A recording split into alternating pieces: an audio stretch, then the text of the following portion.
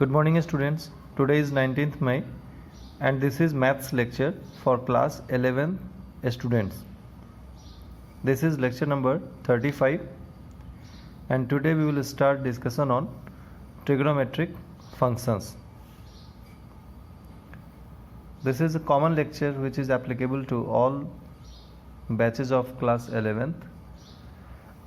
Very soon we will upload batch specific lecture when we will instructed to do so. Okay. So today we will start discussion on trigonometric function. ठीक है, तो अभी तो ये common lecture है applicable to all batches of class 11 सभी batches के लिए. जो बैच स्पेसिफिक लेक्चर है, जैसे कि लास्ट लेक्चर में मैंने इनइक्वालिटी के कुछ रूल्स डिस्कस किया था कॉम्पिटिटिव बैच के लिए, तो वो फिर जैसे हमें इंस्ट्रक्शन आता है मैं बैच स्पेसिफिक लेक्चर अपलोड करूँगा. अभी ये कॉमन लेक्चर है जो सभी बच्चों के लिए, सभी बैचेस के लिए. ठीक है, तो this is trigonometric function chapter number 3. हम लोग अभी इसको डिस्कस करेंगे. देखो, इसमें सबसे पहले हमें समझना है एंगल्स के बारे में. एंगल्स के बारे में देखो, ये इनिशियल साइड है. इनिशियल साइड यहाँ से मैं स्टार्ट करना है. Initial side, initial side. और अगर आप इस डायरेक्शन में जाते हो, इस डायरेक्शन में जाते हो, तो दूसरा साइड हमने लिया टर्मिनल साइड. तो हमें जो ये एंगल मिलता है यहाँ पर, this angle, so this is your positive angle. Positive angle. और इस डायरेक्शन को बोलते हैं ACW, anti clockwise direction. ACW का मतलब हुआ, ACW का मतलब है anti clockwise direction. Anti clockwise, anti clockwise direction. ठीक है, तो हमें ये अभी समझना है कि एंटी क्लॉकवाइज डायरेक्शन में अगर हम लोग कोई एंगल मेजर करते हैं तो that angle is positive angle. If you will measure any angle in anti clockwise direction then that angle is positive angle. Okay, तो एंटी क्लॉकवाइज डायरेक्शन पर आप कोई भी एंगल मेजर करोगे वो angle positive angle as a convention समझा जाएगा. और अगर ये इनिशियल साइड है, अभी हम लोग इस डायरेक्शन में कोई एंगल मेजर करें, इस डायरेक्शन में, टर्मिनल साइड यहाँ आ गया, ये इनिशियल साइड है, इधर मेजर करोगे ऐसे, इसको बोलते हैं क्लॉकवाइज डायरेक्शन, तो तुम्हें नेगेटिव एंगल मिलेगा. नेगेटिव एंगल मिलेगा. CW का मतलब है क्लॉकवाइज डायरेक्शन. Clockwise direction. सबसे पहले तो ये पॉजिटिव एंगल और नेगेटिव एंगल हमें कैसे मिलता है, क्या कन्वेंशन है, कौन से डायरेक्शन पर पॉजिटिव एंगल और किस डायरेक्शन पर नेगेटिव एंगल है, ये दिमाग में रखना है. तो एंगल दो डायरेक्शन में मेज़र किया जाएगा, एक एंटी क्लॉकवाइज और एक क्लॉकवाइज. जब आप एंटी क्लॉकवाइज मेज़र करोगे तो उसको पॉजिटिव एंगल समझना है. This is the convention of angle measurement. तो anti clockwise measurement is positive angle measurement and clockwise measurement, angle in clockwise direction is negative angle measurement. ठीक है, जैसे कि मान लो मैंने बोला कि दिस इज साइड और ये एंगल बन रहा है इधर और डायरेक्शन ऐसे दिखाया हुआ है, तो आप डायरेक्शन को देखो कौन सा डायरेक्शन है. एंटी क्लॉकवाइज डायरेक्शन है. तो यहाँ पर मान लो 30 डिग्री.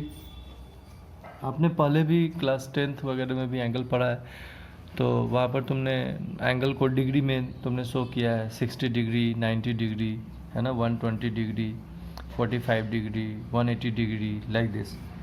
तो डिग्री के बारे में तो तुम पहले से भी जान रहे हो. अभी यहाँ पर +1 में हम लोग units of measurement of angle के बारे में, डिग्री मेजरमेंट के अलावा एक और रेडियन मेजरमेंट आता है, उस पर भी स्टडी करेंगे. तो अभी मान लो अगर यहाँ पर मैं 30 डिग्री लिखता हूँ, यू ऑल आर फैमिलियर कि ये डिग्री 30 डिग्री, ये एंगल है 30 डिग्री. और डायरेक्शन पर आप ध्यान दें, डायरेक्शन एंटी क्लॉकवाइज डायरेक्शन है, तो इस एंगल को बोलेंगे ये +30 डिग्री है. ठीक है ना, कितना है ये, +30 डिग्री है. क्यों +30 डिग्री है, क्योंकि ये क्लॉकवाइज, क्योंकि ये एंटी क्लॉकवाइज यहाँ पर मेजर किया गया है. और एंटी क्लॉकवाइज मेजरमेंट को angle measured in anti clockwise direction is positive angle, तो इसको +30 बोलेंगे. यही अगर हमें यहाँ पर इस डायरेक्शन में ऐसे लिखा होता, इस तरह से 30 डिग्री लिखा होता, तो इसको आप क्या बोलते? This is -30 degree measurement. क्या है ये? -30 डिग्री मेजरमेंट। यहाँ डायरेक्शन शो कर दिया, यहाँ हमें क्या डायरेक्शन शो कर दिया गया। तो डायरेक्शन देखेंगे क्या क्या डायरेक्शन है, ये क्लॉकवाइज डायरेक्शन है, तो ये -30 डिग्री मेजरमेंट, -30 डिग्री मेजरमेंट। बात समझ गए? हम यहाँ पर भी लिख सकते हैं -30 डिग्री, क्योंकि ये क्लॉकवाइज जा रहा है। तो -30 डिग्री मेजरमेंट और +30 डिग्री मेजरमेंट, कोई सा भी आप एंगल ले सकते हो, +90 डिग्री, -90 डिग्री, +45 डिग्री, -45 डिग्री। तो ये एंगल मेजर करने का दो डायरेक्शन है, anti clockwise direction and clockwise direction. Okay, चलो अब आगे समझें। आगे हमें समझना है units of angle measurement. Units of angle measurement. तो हमें एंगल को 2 यूनिट में मेजर करना है। फर्स्ट, तो जिसे पहले से ही तुम फैमिलियर हो, डिग्री मेजरमेंट, और सेकेंड है रेडियन मेजरमेंट। Radian measurement. एक और मेजरमेंट सिस्टम था ग्रेड मेजरमेंट, बट वो अब आउटडेटेड है। अब हमें सिर्फ 2 ही यूनिट में एंगल को मेजर करना समझना है, degree measurement and radian measurement. तो सिर्फ इन्हीं दोनों पर हम लोग डिस्कशन करेंगे। ओके, देखो ये जो फर्स्ट डिग्री मेजरमेंट है, डिग्री मेजरमेंट,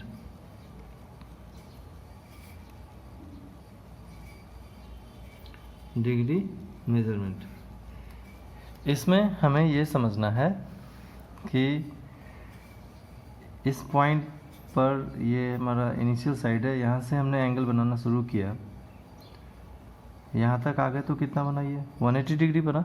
लीनियर एंगल है, जानते हो, ये 180 डिग्री बना, 180 डिग्री। और अगर हमने यहाँ से घूम करके और वापस हम फिर यहीं पर आ गए, ठीक है, ये टर्मिनल साइड, तो दोनों, ये इनिशियल साइड था, हमने एंगल बनाना शुरू किया, टर्मिनल साइड वापस यहीं पर आ गया, तो ये कितना बना? 360 डिग्री बना। एक कंप्लीट रिवॉल्यूशन में कितने एंगल बन गए? 360 डिग्री बन गए। If you will divide this 360 degree angle in 360 equal parts, in 360 equal parts, तो तुम्हें each equal part is equals to 1 degree मिलेगा। So 1 degree equals to 1/360th part angle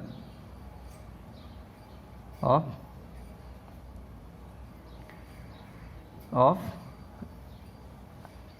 angle in one complete revolution, of angle in one complete revolution, one complete revolution। तो 1 degree को कैसे बता सकते हैं कि 1 degree is 1/360th part angle of angle in one complete revolution. इसको और आसान शब्दों में, इन इजी लैंग्वेज, हम लोग ऐसे बोल सकते हैं कि angle in one complete revolution is divided in 360 equal part. Angle in one complete revolution, angle in one complete revolution is divided in 360 equal parts, is divided in 360 equal parts, and each part is known as, and each part is known as 1 degree, 1 degree ऐसे बोल सकते हैं, इसको तुम लिख भी सकते हो, and each part is known as 1 degree.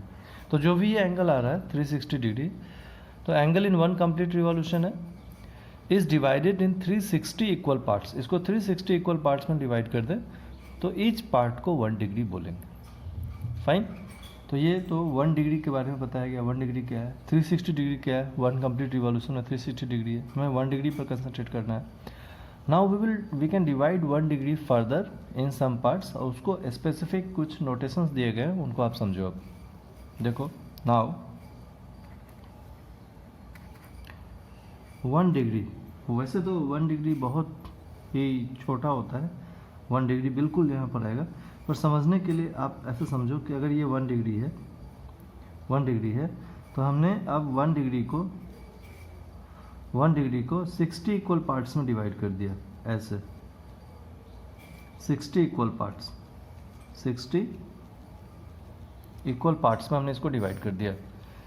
Further 1 degree is divided, ऐसा मत समझना कि ये एंगल 1 डिग्री यहाँ पर हमने दिखाया है तो ये इतना बड़ा एंगल 1 डिग्री कैसे होगा, ये स्पेसिफिक है, सिम्बोलिकली है ना, हमने सिम्बोलिकली इसे रिप्रेजेंट किया है 1 डिग्री। वैसे तो 1 डिग्री बहुत छोटा डिग्री बनेगा, एग्जैक्ट बनाए तो समझने के लिए हमने ये दिखाया है, ताकि इसको 60 इक्वल पार्ट्स में जब हम ब्रेक करें तो तुम्हें समझ में आए। यहाँ पर लाइंस ड्रॉ करने की जगह है, this is symbolical representation only, right ना, सिम्बोलिकल रिप्रेजेंटेशन समझने के लिए ये, ओके। अब देखो 1 degree is divided into 60 equal parts, 1 degree is divided into 60 equal parts, 1 degree को 60 इक्वल पार्ट्स में डिवाइड करेंगे, and each part is known as,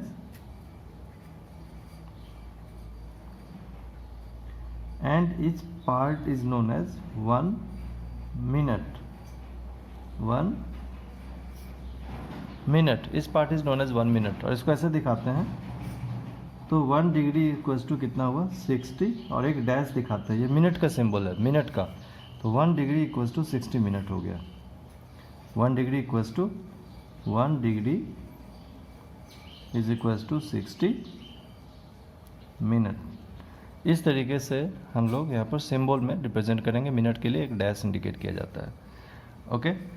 देखो फर्दर हम लोग 1 मिनट एंगल को भी 60 इक्वल पार्ट्स में डिवाइड करेंगे, and each equal part is known as 1 second. तो देखो फर्दर 1 मिनट, इसको 1 मिनट बोलेंगे, is divided, is divided into 60 equal parts, is divided into 60 equal parts, and each part is known as,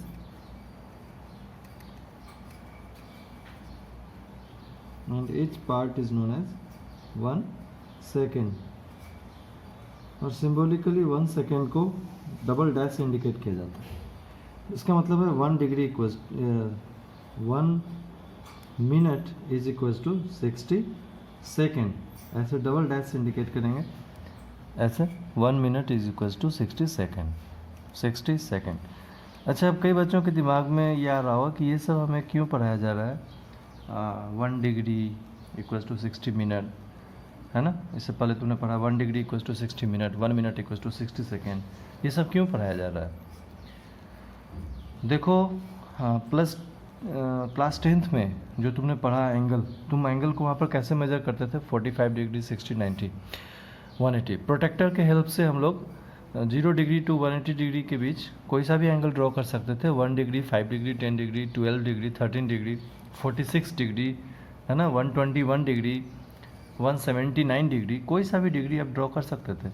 लेकिन अगर मैं आपको बोलूँ यहाँ पर कि जैसे मान लो 45.25 डिग्री है, इसको आप मेज़र करें, तो ये तो अगर आप प्रोटेक्टर से भी मेज़र करो तो प्रोटेक्टर से मेज़र करोगे, मान लो यहाँ पर ये 45 डिग्री है, ये 45 है, तो तुम 45 के बाद तो तुम्हें सीधे 46 मिलेगा।